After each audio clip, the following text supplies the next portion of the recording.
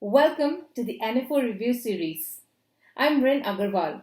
In this video, I'm going to be reviewing the Axis Global Innovation FOF, yet another international fund, which is a feeder fund into a foreign fund. In this case, the foreign fund being the Schroder International Selection Fund Global Disruption.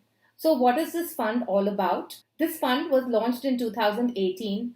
It's a $343 million fund with about 90 to 120 stocks. Essentially, this fund invests into three themes, which is basically disruptors, enablers, and adapters.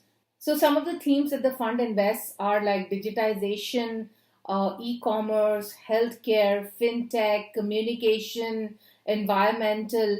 And the split really is 50% of the fund is invested in disruptor stocks, 30% in innovator stocks, and 20% in enabler stocks.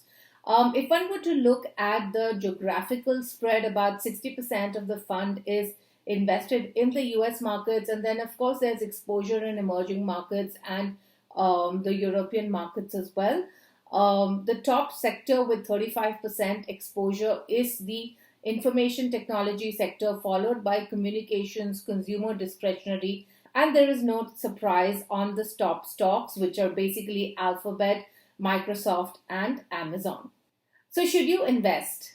As per the riskometer, this is a high risk fund, and given that it's an international fund, it qualifies for debt taxation and not equity taxation.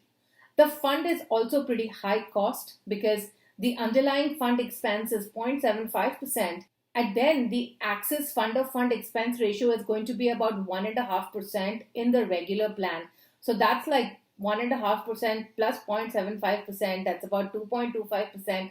So that is a high expense ratio fund. When one looks at the performance of the fund, well, firstly, the fund is really not very old. It's only about 3 years old.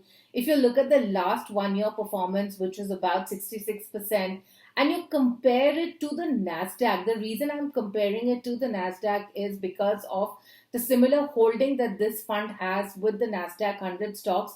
And here, if we just take into account one of the NASDAQ ETFs that's available, we see that the performance is pretty similar. So the fund in the last 1 year has given 66%, and the NASDAQ 100 ETF has given about 65% return. So not that much of differentiation from the NASDAQ.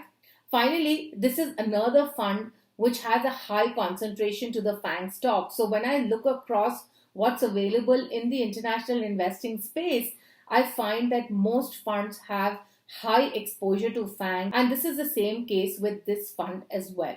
My take? I think you can stay away from this fund. I've always said the best way to take exposure to some of these disruptive and innovative companies is through domestic equity funds which are investing in international stocks. Otherwise, you also have a lower cost option, which is to go for the NASDAQ 100 ETFs that are available. So I would not recommend investment into this fund. Make sure you click on the bell icon to subscribe. We do look forward to your feedback. Till then, bye-bye.